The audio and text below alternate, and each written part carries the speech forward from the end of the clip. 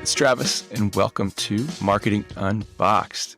In this episode, it's a great one. I've loved talking with all of the guests I've had on, but I think my guest in this episode is Stephen G. Pope, and he is the founder and CEO of SGP Labs, and he's based in Los Angeles. And he's been absolutely slaying it on the content front. And so in this episode, he talks about what he does, how he got started using TikTok and content, and some of the things that he's learned along the way, because we're not just born knowing how to do this stuff. So he shares a lot of great tips on content creation, distribution, how to come up with ideas for your content. So a lot of gold in this episode. Great Absolutely. to have you. We kind of bumped into each other in LinkedIn over a TikTok discussion with Todd Clauser. And I was kind of skeptical about TikTok in marketing and a business setting. And it's entertaining as hell. I get sucked in and just didn't know how it fit in, right? But then you got my attention. And you just said it too, right? It's entertaining as hell. And so the main thing I just want to tell people is, like, people are there for that reason. Mm-hmm. And so if you've got people that want to be on a platform for their own entertainment purposes, they're much more likely to actually be there and be consuming content. Because I always just make the joke that's like, I don't know anybody that goes home and is like, I'm going to just jump on LinkedIn to get some awesome content, right? Exactly. So you just got to have the mindset, well, it's like, hey, if people are going there to consume stuff, there's no reason why it couldn't be my video that pops up. Mm. I'm not dancing. I'm just talking to them about something else that they are interested in. And it just happens to capture their attention. And that's the main mindset shift that I think people can make. Exactly. Yeah. And the videos are short, and you're not spending a lot of attention, a lot of time. So it's a quick decision, like when it pops up. And if you're a marketer, and, even though you're there for entertainment and kind of mindless scrolling, if something pops up that can make you better, you're going to stop, right? Exactly. So yeah. And that's why another important point is, like, that's why in that first couple seconds, you got to say, hey person, hey specific person, I'm about to show you this that's going to help you. Mm. And then that's like, oh, they're like, okay, I'll give you another 5 seconds. I'll give you another 5 seconds. Like, that's the requirement of TikTok, is like, you got to grab them in that first couple seconds. Cause you know how it is. It's like, you've probably scrolled past people before you even heard them say a word. Right. So what's going on there? Right. Mm-hmm. Yeah. And I think that is like a microcosm for just content, period. I think it's a good framework, even if you're not using TikTok, a good framework for just the content that you create, because attention is so scarce, getting scarcer by the second.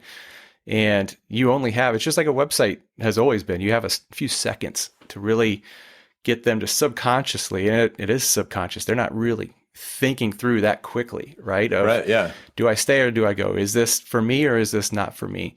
Am I confused? Am I lost? And if you confuse them, they're gone. Right. So. Right. Exactly. And just like, getting really clear on the desires of what people really want, and just being super clear and concise when you communicate that. And you're right, like it's always been this way. Like, people have been writing headlines forever, right? Like, it's newspaper. That's really nothing new. It's like, how can you write something that's a little bit different from what everyone else is writing, and speak straight to that desire in a way that somebody else isn't. Exactly. Yeah. And that also leads me to something that I wrote down from, I think, a post of yours that I saw on LinkedIn about creating interest versus desire. Oh, yeah. And you had mentioned that creating interest pushes them further from the sale. And can you dive into that a little bit more? Yeah. So if you create interest, that's where somebody's like, it's a little more analytical. They're like interested. They're thinking about it. It's like, oh, okay, that's interesting.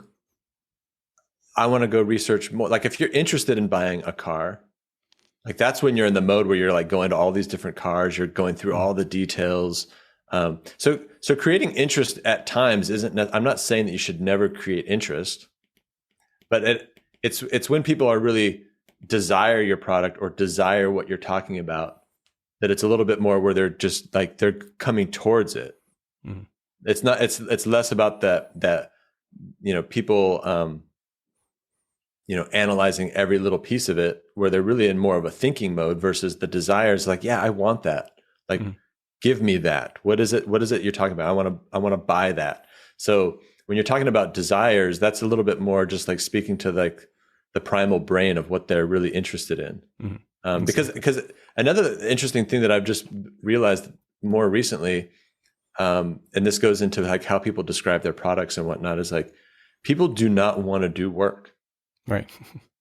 Like they would literally just love to snap their fingers and have whatever painful problem they have just disappear, whether it's more customers or losing weight or, whatever it is. They would just like to bypass that whole process.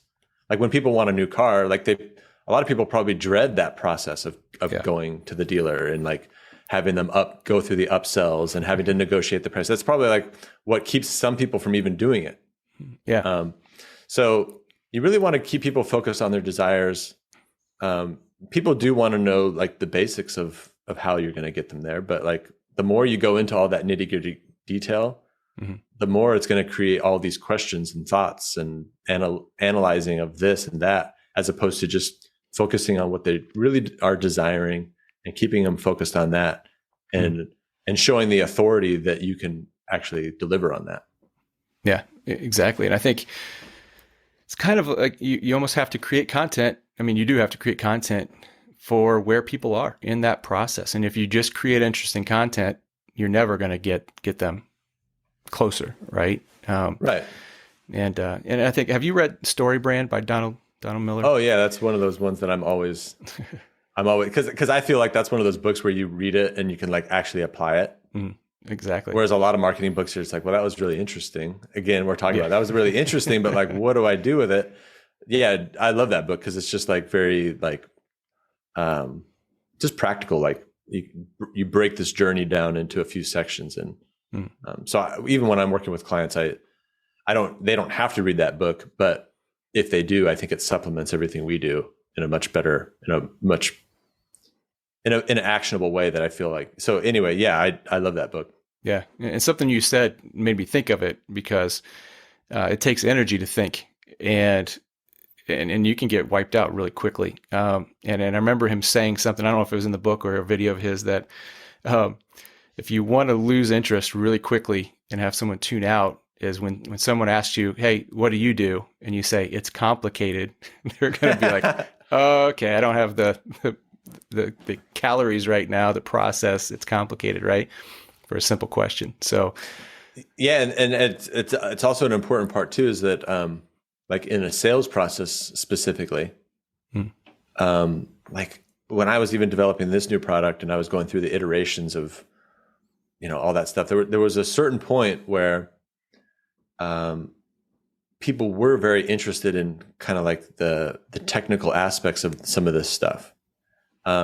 But then on the sales call, I would go deep and I'd be like, look, you can do this and you can do that. And like even in the group that we've formed right now, it's like, there's all these different things you can do. And they would be interested, but I could just see they're like, whoa, this is like intense, man. Like this is a lot of stuff. And I'm like, oh yeah, and I just had to really dial it back going through that process. Cause you get it, like us as the people that are doing these things, we get excited about them, right? Cause we like to do the process. These are the fun things that we're doing. But again, like the other people, it's just like, man, they just want that. They just desire to grow their business and to have a more free life, or, help more people, or be recognized for being that expert in that field. They don't all that work to get there. It's like, I don't know. Yeah, exactly.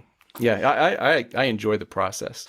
And I really like automation for the kind of the engineering piece of it. I think a lot of people look to automation and technology as at the outcome, right? They don't really, if they could have someone come in and build it for them, that's what they would prefer.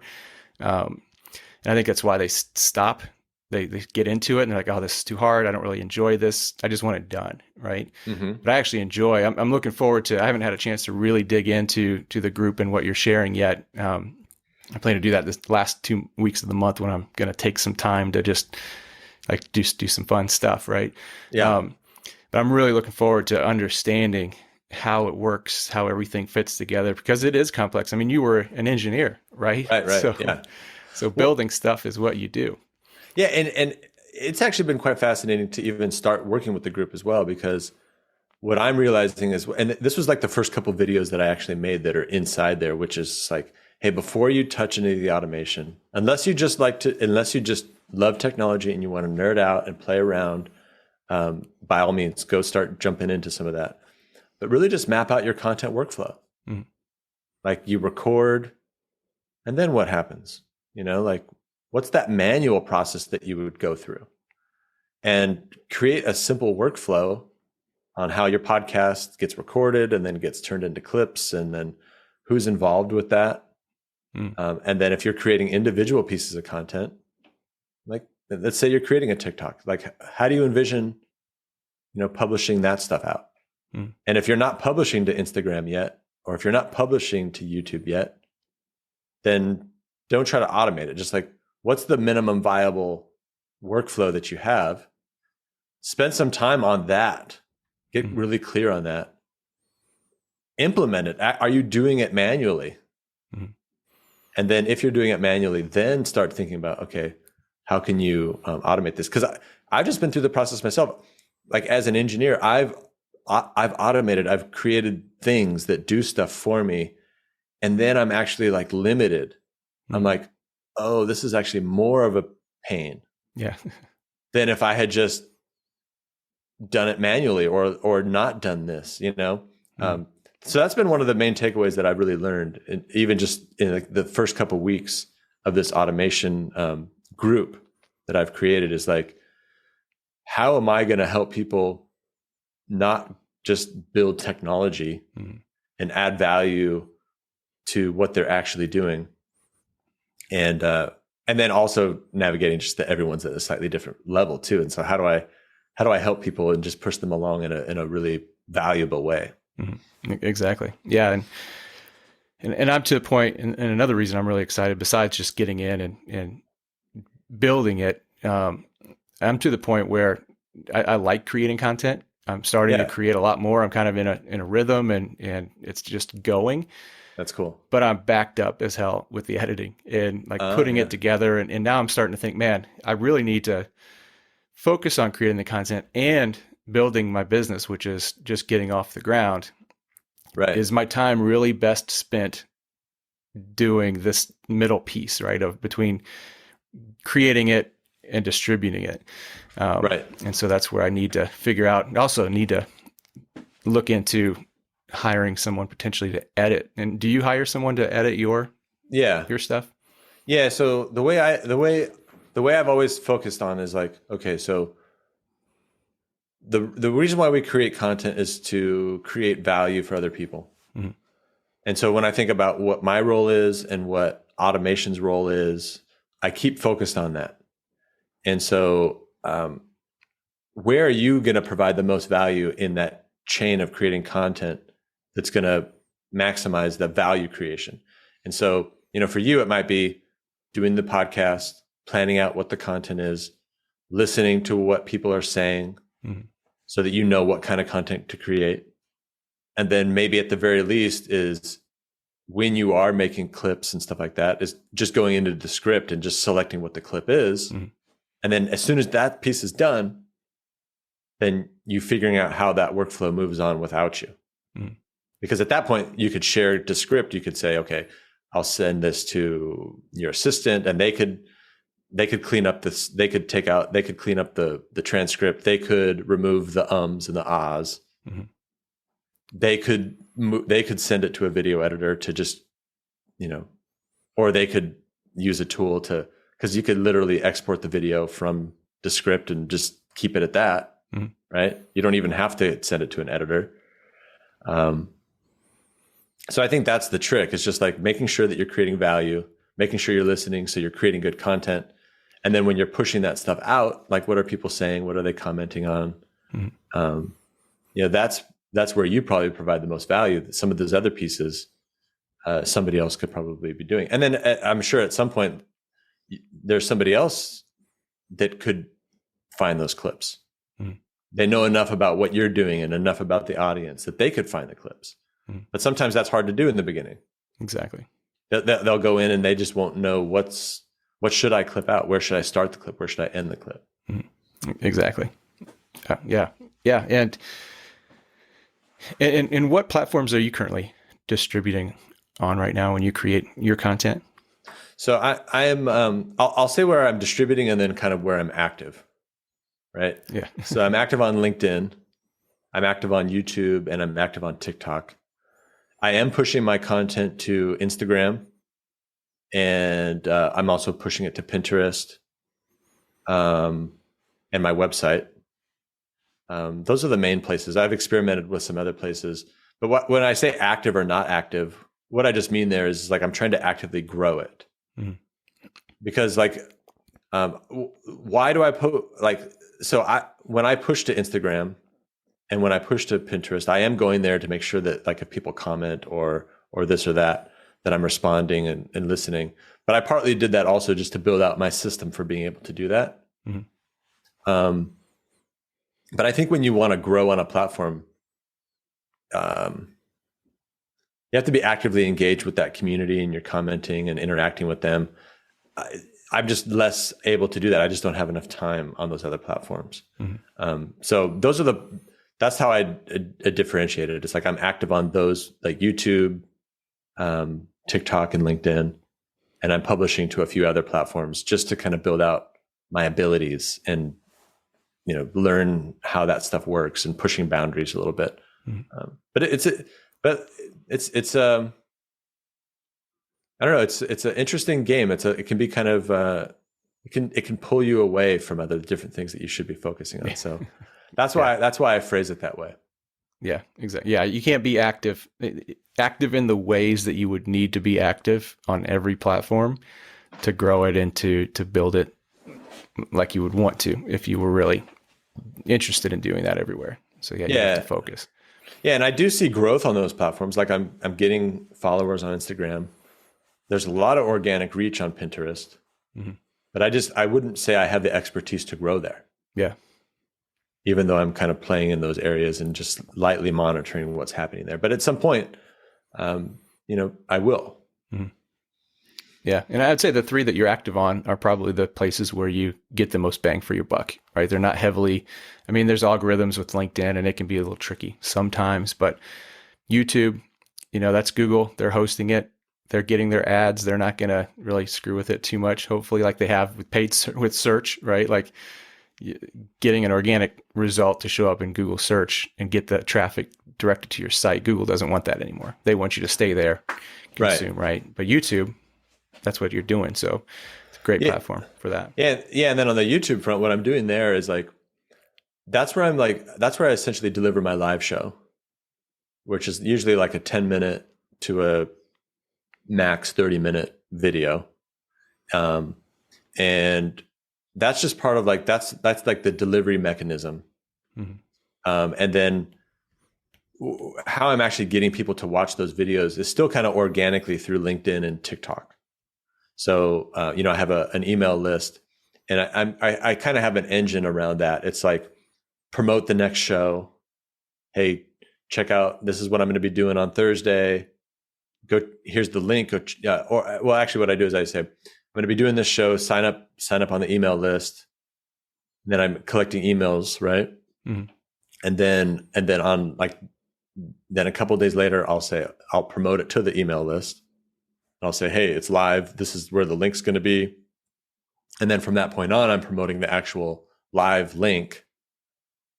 And so what that's doing is it's building the email list. And then when people go to the YouTube thing, they're also subscribing and liking to it and actually watching it. So I'm building my YouTube channel that way, as opposed to really going deep on all of the optimizations you can do on YouTube, if that makes any sense. Mm-hmm. Yeah.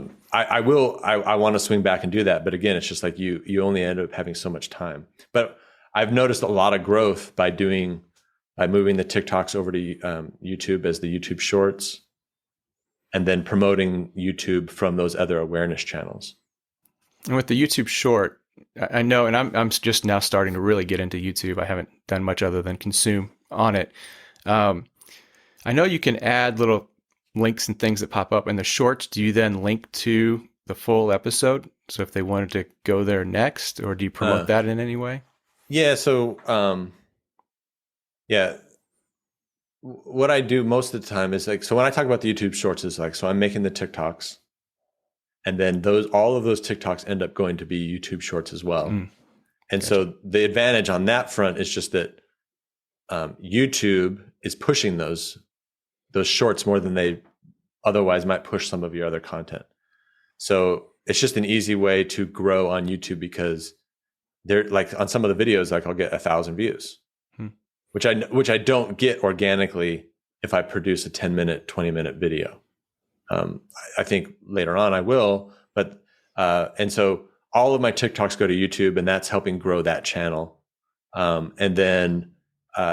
And then specifically, if I did a promotion on TikTok, and then that promotion ends up getting to YouTube, if you're being very thoughtful about it, you would go in there and link to the live show and all that kind of stuff. I could be doing better about that. That's a really great point, because that's where the detail comes in, right? It's remembering to just connect all the dots and get people where they go. Because it's a lot of times people are just pumping out content and they're not thinking about those micro actions. Mm-hmm.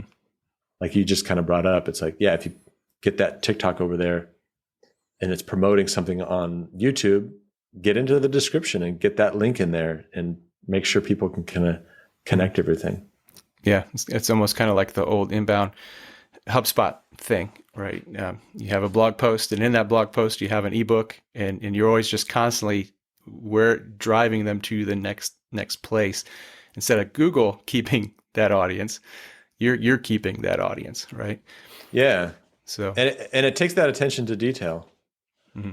Like when people are like, "Oh, how do you grow your podcast, or how do you grow these events?" Well, it's just it's all in the details. Yeah. It's all in promoting it, saying, "Hey, I got this guest coming on." And slow. It's like this little momentum thing, right? So each week you're just kind of "Hey, I got this guest coming on. He does this. If you're interested, take this action." Mm-hmm. Have a link in the comments, whatever. Just not selling people things, but just providing value. Hey, I'm going to be this cool guy, cool girl coming on my podcast. It's coming up. Then when it's actually done, hey, here's the full episode. This is what we talked about. Really cool stuff. Mm-hmm. Then making the clips, and then the clips you're just demonstrating what's going on, and it's just that constant repetition of that detail, and remembering to just hammer these things out week after week, mm-hmm. and getting into the detail that drives the awareness of this thing and kind of builds it up over time, right? People aren't just going to magically show up to your podcast. Yeah, exactly. They're not going to magically show up to your live show. And so, but when you make it happen and you're delivering this great content to people will start talking about it. Mm-hmm. They'll tell their friends. They'll be like, "Hey, I'm in this group. I saw this cool video. This guy's really cool. This girl's really cool. You should check them out. They're right up your alley." But you have to have that, I don't want to say grind, because that makes it sound not an attractive thing. You want to whittle things down to what you can actually accomplish, mm-hmm. and just constantly just create that wheel around things. Yeah. And it's like a big heavy wheel, right? That you're pushing, and at first it's slow. Right. And the more you push it, the faster it goes, the more momentum you get, and you just go and go, and pretty soon it's going. Yeah, right? And then when you try to slow that wheel down, it's hard. Yeah, exactly. Like a train, getting a train going, you're like, "Oh my gosh, this is hard." But once it's going, now it's hard to stop. Right. Yeah. Now it's part of your day. Now it's part of your routine, and now you're in it. right? And that's how it was for me writing when I was writing a book. It's like, first it was hard. And then all of a sudden it kept going. And then I started to, if I couldn't write that day, I was like, oh, it was almost like I was going through withdrawal. It's like, no, I need to write. I don't want to get out of this rhythm, break this momentum. Right. Because and it's kind of like working out. Like if you're going, you stop, you're like, oh man, I know how hard it is to get it going again. Right. I don't want to do that. I want to just keep it. It's much easier when it's already in motion, right? It's physics, even if you can't see it. Yeah. And I think, and then this is something that I've had a challenge with. And I don't know that everyone does, but also just not continuing to add more and more and more. Right. So like, let's say you get the podcast up and running. You can tweak it and move and kind of be flexible with it, but like, don't add another thing that you're trying to grow. Because I kind of realized this is like, marketing is about setup. Like you got to, if you're going to have a podcast, you got to set it up. You got to get the equipment, you got to do this, you got to think it through. Why are people going to even care to watch your podcast? But then it becomes routine. And so you want to be careful. Like you want to get into that routine, execute, get people to come to the show. And if you can't, like solve that problem, right? Don't go create another problem. It's like, well, I can't get people to the podcast, so I'm going to do a webinar series, or I'm going to do this or do that. And then just keep adding on like more marketing activities. Because again, it's like there's setup and then routine. You got to set it up and run the routine. Now, if you're executing on the podcast or your live show or whatever you decide to kind of create, it could just be a weekly Q&A, whatever it is. Like a Q&A could become a podcast. Yeah. It's just, you're just answering people's questions directly and then publishing that. It's probably actually a really great way of doing it. Yeah. If something is not working, figure it out. Yeah. You know, just sit down and figure out why. I mean, it's either it's just not that interesting to people, it's not that valuable to them, or they don't know about it. You know, it's not going to be that many different things. And if they don't know about it, why isn't it? Well, it's probably because you're not really on any channel promoting it. You're not active anywhere. It's just like if you go to a networking group, right? Like if you don't go to the networking group, nobody knows who you are. Exactly. You got to be visible. And it's just, it's just marketing, right? You've got it. And it takes repetition. It takes persistence. And you had said something on LinkedIn that thought leaders need to repeat themselves. That's just marketing, right? You need to be in how people learn. They don't learn, like you tell them once and they don't really learn it. Like I have small kids and the repetition that it takes for them to learn anything. That's just human nature, right? You just have to keep doing it. Yeah. Cause that's another thing that content creators can get. They're like, oh, I've got to always come up with some new thing. Right. Yeah. And I face this, like all the things that I'm talking about, they're all things that like I struggle with on the day-to-day basis as well. Because I want to keep adding new things. I want to keep talking about new things, but it's okay to keep talking about the same stuff. Yeah, absolutely. Yeah. I remember Seth Godin in a workshop I was in talking about brand marketing and display ads and like billboards and things like that. And, he mentioned something along the lines of that. Yeah, you're going to get sick of it because you see it every day. You're close to it, but other people aren't really getting sick of it because there's people who haven't seen it before.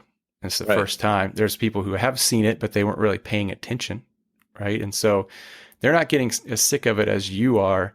And he said something like, the only time you should stop, the repetition and frequency is when your accountant or your CFO comes to you and says, okay, we're spending way too much. It's time to slow it down, right? Otherwise, just keep it going, keep it out there and in front of them. So yeah. And when I think about like the big people, like so Gary Vee, he says the same 20 things. Yeah. And there's another person on LinkedIn, Chris Walker. Yep. I love his stuff, but he says a lot of the same things over and over.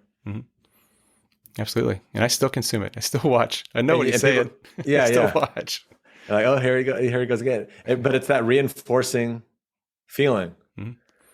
Yeah. And sometimes, like, even though I know what Chris is going to say, and I've heard it before, hearing him say it again and maybe in a slightly different way, all of a sudden it sparks something. And I say, oh, the light bulb goes on in a different way that it hasn't the previous 4 times I've heard him talk about the same thing, right? Yeah, for sure. So yeah, it works. And yeah, and the Q&A thing is interesting because I've thought about that, and I think it's a great way to create content, especially if you're kind of new to creating content, you don't really know where to begin. Christopher Penn, are you familiar with Christopher Penn? No. He's kind of more into analytics and Google Analytics and things like that. But what he's done is, and I forget what he calls it, but he's active in communities. I think I first bumped into him in Daily Carnage, which is a marketing email thing, and they have a Facebook group. And it was very active. I'm not in it very much anymore, but a lot of people are asking questions. And he would go in there and he'd see these questions, especially if it was about analytics and right up his alley. He would go and create a video answer to that. Oh, cool. Post it in the reply and you screen share and stuff, but then he would use that. He would provide the context in the video so he could use it elsewhere. But he was just answering questions and providing context and reusing it everywhere. And it reminds me of a book by Marcus Sheridan. They Ask, You Answer. It's pretty much that concept. Like as you talk to customers, they're asking questions. They keep asking you about price, put your price on your website, right? If they keep asking you about these little things, put it on your website. And so I love that concept of creating content because you are actually being helpful, generous, answering their questions that people actually have. And you don't have to reinvent the wheel and try to think about what are people interested in. That's what they're interested in, right? Yeah, and that's one of the hard parts too, is because people always say like you got to understand your customers really well, and then everyone's like, okay, well, how am I going to do that? And then they download those like those ideal customer profile documents, right? And it's like, oh, okay, you fill that out, but it's just kind of like it's kind of empty. Because it's just like, oh, what do they care about? You're like, well, you know what they kind of care about. They want to make money or whatever that is. But you just end up, you can only go so far with that document. You could spend 30 hours on it, but it's probably no much better than having just spent like 30 minutes on it. Like you should probably just spend about 30 minutes to an hour on that document. And then the only other thing you can really do is go into one of these communities. Go on to LinkedIn. See what people are talking about. What are they asking questions about? But it's just like it takes that like unknown. People don't do it, I think, because it just feels unknown. Yeah. You mean I'm just going to go into LinkedIn and just kind of like see what people are saying? It's like, yes, Exactly. Yeah, that's what you're going to do. Yeah. But it just feels so like I think people feel like it's a waste of time, but actually it's like probably the best thing you could do. You just go in there and see what people are saying. Go into a Facebook group where your customers are and do. Chris Penn, is that what you said his name is? Yeah. Yep. Just see what are they asking and then answer their questions. Yeah. Or do a podcast and literally just do a Q&A. Your podcast could literally be a Q&A, promote, and that's what Chris Walker did. Yeah. Like he literally, and then just like say, hey, tomorrow's the event, send me your questions. I think he selects a few of them, starts the show off by answering those things. And then I think at the end of his thing, he just makes it a little bit more freeform. Like if you have stuff that came up, then he answers those things. And then he uses that to understand what people want. And he creates the content from it. And he grows a super big business. Exactly. Imagine that, you know? Yeah. I mean, the best content you can create has a research component to it, right? And that's part of the research is just listening to what's out there. And then even if you don't know the answer, go find it. And then that's part of it too. I mean, writing a book, I did a lot of research. I had to go out and dig a lot. And it was almost like the biggest essay paper I've ever written, like research paper I've ever written. Because you just go out there, you pull all these things from all of these different places and you pull them in to one thing that makes sense, right? And now you've saved everybody a lot of time from having to go do that themselves. And that's valuable. So... Yeah, it kind of reminds me of just like the general issue of like procrastination, right? So like when you have to write that paper, you're like, oh man, and you could sit there and just think about it for 4 hours, 5 hours, and not do anything, or you could just go sit at the computer, you kind of make a rough outline, You start to take some actions, and then those actions kind of inform the next ones. You do a couple Google searches. You could do that all within like 30 minutes and you instantly feel better about what you're doing, right? Mm-hmm. Yeah. Absolutely. Or you don't, you just mull it over, you sit, you're like, oh, I got this paper to write, or I got this podcast to do, I got to create this content. What do I do? Just go ask people, like just take some of those actionable steps, and then instantly you resolve that tension. But you can't resolve it by being in your own head. Exactly. Yeah, no, that's good stuff, man. Great stuff. I just wish there was I think people just want it to be the solution to be different. Mm-hmm. Yeah.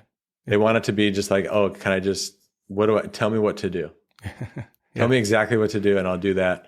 Or tell me where's the Google page that tells me what my customers want? Yeah. Where's the easy button? Yeah. Just tell me where that is. I'll go read that and then I'll just do it. And then that's what I want. Well, actually just do this other thing that won't actually take you that much time. And that's where you get it. Yeah, exactly. Yeah. And that's why if you create the content about how to do this stuff, people will eat it up because they want to know how. They want to know shortcuts. They want to know this stuff, and they'll consume it, but they won't use it. But they'll keep coming back because they're not using it. So they keep wanting to figure it out, right? So, yeah. People are addicted to how-to information. Yeah. And, to me as well, I actually had a coach right now, and it was actually a really interesting experience because he wouldn't just listen to you mull over all of these stories and things that you're telling yourself. Like, oh, I don't really quite know how to do this, or like he would just say, "What's your question? Like, what do you need help with? What specifically? Tell me how I can help you, and then I will answer your question." But if you don't have if you can't formulate a specific question, the only thing you can really do is to start to take action and kind of move forward. And when you move forward, you might force yourself to have a question. Mm-hmm. But if you're just telling your story, like, I don't know where my customers are, I don't, then that's not really a question. It's nothing somebody can solve. There's no magic piece of how-to information that's going to alleviate you having to just kind of move forward and do things. Mm-hmm. Exactly. Like somebody can narrow it down, help you accelerate, just avoid some of the stuff that you just should not be doing, right? Because there's certain things that are just going to be a waste of your time.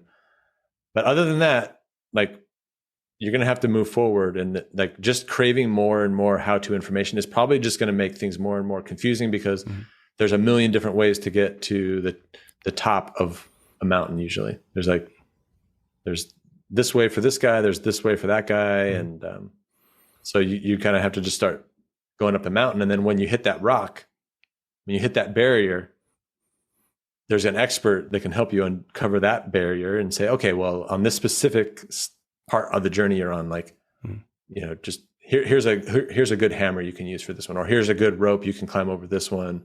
But if you're just at the base of the mountain, you're like, how do I get to the top? And give me all the information so I can just, you're just probably going to confuse yourself and look at, because one guy's going to say, go this way. The other guy's going to say, go that way. Mm-hmm. And if you're just looking at all these different things, you're going to just consistently, it's like the shiny objects. You're going to be like, well, you'll never quite get where you need to be. Yeah, exactly. And you want a map, but it's uncharted territory for you, right? Your situation might be different. You don't have a set of IKEA instructions for what you want to do because this guy had a different thing, right? It might work to a certain point. And I think it's kind of like creativity, right? I mean, if you've never done something before, why should you know how to do it and where that rock is, right? You don't know that rock's there, but you have to go the first mile to see, and you have to just keep bumping up to things. And unless you do it, you'll never see those edges. And until you see those edges, you don't really know how it's going to end, So you just have to do it. You just have to get in, move forward. Right? Yeah. And there's usually some sort of limiting belief at a lot of this stuff. It's just like, it's like a fear or it's uncomfortable.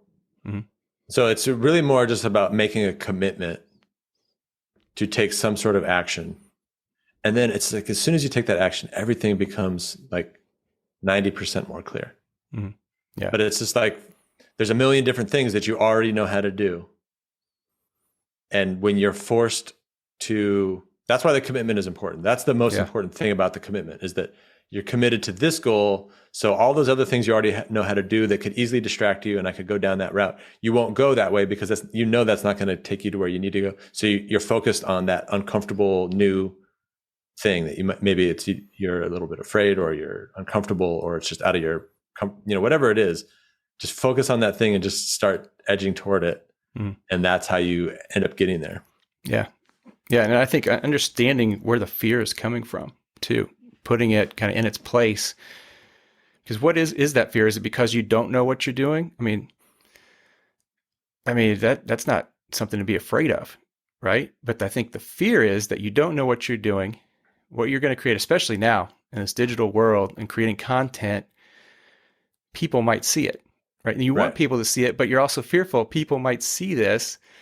And if I'm creating TikTok videos and I was influenced by your videos and I see what you're doing, I'm like, I want to do that.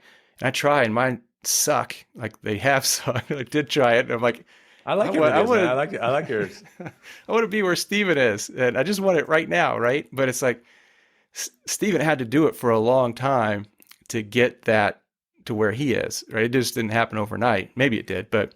Well, it's also, it didn't also because I was able to grow on TikTok a little faster than other people were. And there's other people that grew even faster than me. Mm-hmm. But I was also I was creating content and video on LinkedIn for a year before I moved to TikTok. So when I moved to TikTok, I at least knew how to get on camera. I wasn't afraid of that. I knew how to make hooks and deliver value and stuff like that. And because especially because everybody on TikTok is different, like their personalities and like how you're going to do it. Mm. Everybody's going to be doing it differently. But I think what you said is true. It's just like, people are afraid of embarrassing themselves. Mm-hmm. Yeah, afraid of putting themselves out there, being judged, and then therefore they water things down. Yeah, and then therefore it doesn't make the impact. Exactly. Yeah, I mean, you just got to start. You just got to do it, and people will notice.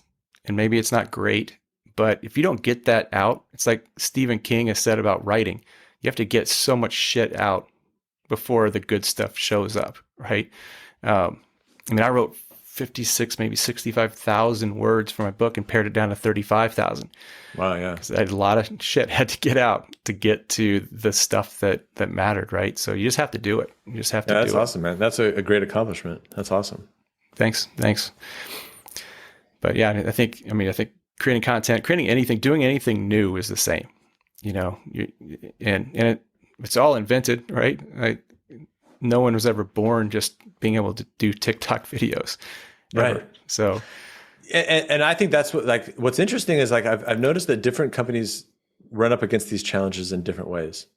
So what I've noticed is there's a lot of people that are starting their business, new businesses coming on. They're able to get into content creation a little bit more easy. One thing that is interesting to me is that the existing successful businesses have a really hard time getting into it because it's so different from how they got to where they are now. And it's such a shift, and they're just so used to, especially in the services industry and consulting and that, they're so used to just going to networking groups and these in-person events to just meet new people so that they can eventually pitch them on their service. Mm-hmm.